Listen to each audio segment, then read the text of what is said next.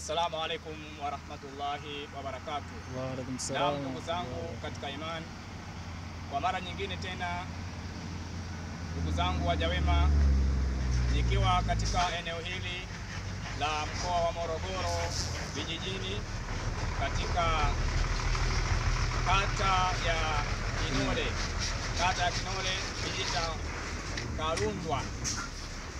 Ni kijiji ambacho nimekuja kwa ajili ya kuweza kuleta zile sadaka ambazo mlizonituma, vitabu, juzuu, na nimewasili leo na swala ya Ijumaa nimeswali katika msikiti huu.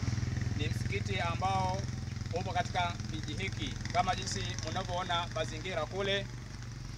Hiki ni kijiji ambacho nimeleta vitabu hivyo kwa ajili ya kuweza kuwasaidia wanafunzi wa madrasa wanaoishi vijijini.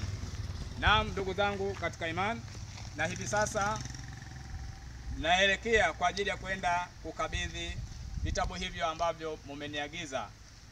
Nikiripoti kutoka katika kijiji hiki cha Kalundwa, ni mimi Maalim Hamisi Mtamwa wa Waja Wema.